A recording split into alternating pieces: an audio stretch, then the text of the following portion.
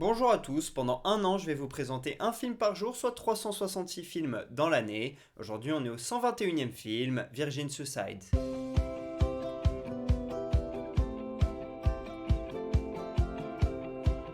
Virgin Suicides est un film sorti en 1999, réalisé par Sofia Coppola. C'est l'adaptation d'un roman homonyme de Jeffrey Eugenides, un auteur qui est surtout connu pour ce roman-là, mais également pour Middlesex, qui lui a valu de gagner un prix Pulitzer au milieu des années 2000.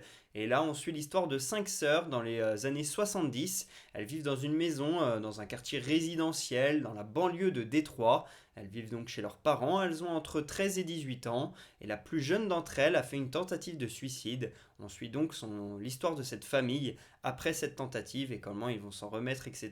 Et aussi comment les parents éduquent les jeunes filles. Et on voit également la vision externe à la famille, puisqu'on suit une bande de garçons qui est plutôt attirée par ces jolies filles. L'adaptation et la réalisation du film est signée Sofia Coppola, qui est la fille de Francis Ford Coppola. Elle a notamment fait ses débuts d'actrice en tant que bébé dans le film Le Parrain, film de son père. Après, elle a aussi fait Les Outsiders, qui est aussi un film de son père. Et en 1999, avec ce film-là, elle démarre sa carrière de réalisatrice. Derrière, elle fera l'excellent Lost in Translation, dont on parlera plus tard dans l'année. Elle a aussi fait Marie-Antoinette et Priscilla. Et à titre personnel, c'est une réalisatrice que j'adore. La musique est composée par Richard Beggs, qui a eu l'habitude de travailler plusieurs fois avec Francis Ford Coppola, notamment sur Apocalypse Now. Et lorsque Sofia Coppola s'est mise à la réalisation, eh bien lui, il l'a suivi et a travaillé sur quasiment tous ses films. Donc c'est lui qui fait la musique. Et pour ce qui est du duo qui joue les parents de cette famille, on a James Woods et Kathleen Turner qui sont hyper efficaces. Et par contre, je ne connais pas trop les actrices qui ont joué les 5 sœurs, hormis bien sûr Kirsten Dunst que l'on connaît très bien. Si je vous parle de ce film aujourd'hui, c'est parce que l'on fête les 42 ans de Kirsten Dunst, une actrice américaine d'origine allemande, comme on peut l'entendre avec son nom, et elle, dès son plus jeune âge, elle a été lancée dans le bain de l'acting. À 3 ans, elle faisait des publicités, à 8 ans, elle tournait pour Woody Allen, à 11, elle était dans Star Trek, à 12 ans, elle a même tourné avec Tom Cruise et Brad Pitt dans Entretien avec un vampire.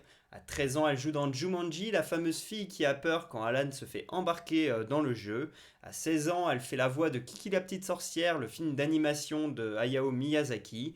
Et à 17 ans, elle joue dans Virgin Suicides. Elle n'est même pas majeure, elle a déjà une carrière très dense. Mais personnellement, si je connais Kirsten Dunst, c'est grâce à son rôle de Mary Jane dans la trilogie Spider-Man, la première, où elle donne la réplique à Tobey Maguire. C'est bien sûr la meilleure trilogie de tous les Spider-Man.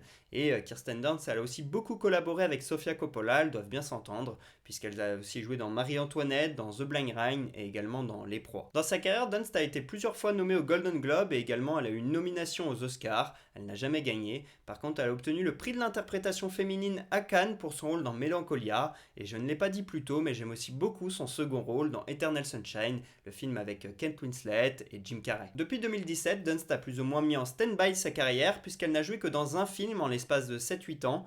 C'était dans The Power of the Dog où elle a obtenu une nomination au Golden Globe et aux Oscars. Donc un rôle, mais un rôle qui frappe fort. Et si elle a un petit peu arrêté sa filmographie et même également ses représentations en public, c'est parce qu'elle a eu 2 enfants, donc ça peut se comprendre. Ce film, je l'ai vu au cinéma il y a un peu moins d'un an, c'était en juillet 2023. Je venais de passer mon oral de mémoire à Paris et ensuite, eh bien, je devais partir en vacances le lendemain, direction l'Italie. Mais le soir même, j'avais un peu de temps à tuer. Je me suis dit, eh bien, écoute, il y a Virgin Suicide à la Filmothèque des Quartiers Latins, autant en profiter pour aller le voir. À l'époque, je n'avais vu qu'un seul film de Sofia Coppola, c'était Lost in Translation que j'avais complètement adoré. Et donc, j'avais envie de découvrir un peu plus sa filmographie, mais elle n'est pas très accessible sur les plateformes, etc. Donc, je l'avais vu au cinéma, j'en avais profité et j'ai complètement aimé ce film. J'aime beaucoup la réalisation de Sofia Coppola. On est proche des personnages, on sent leur émotion, il y a quelque chose de très authentique. Enfin, j'aime beaucoup. Et donc je pense que la salle aussi, vu les réactions qu'il y avait, j'ai l'impression que tout le monde a bien aimé ce film. Je mets un 18 sur 20 à ce film. Comme j'ai dit, j'aime beaucoup la réalisation de Sofia Coppola. Et ce qui est assez marrant, c'est que pourtant, son père, Francis Ford Coppola, j'ai un petit peu de mal. Que ce soit dans Apocalypse Now ou dans Le Parrain, sa réalisation me dérange un peu. Pareil dans Les Outsiders. j'ai un peu de mal avec son style, alors que sa fille, eh bien, j'adore complètement ce qu'elle propose en tant que réalisatrice. Moi, j'ai beaucoup aimé aussi l'humour qu'il y a dans ce film, parce que le sujet est assez pesant, ça parle quand même de suicide, etc.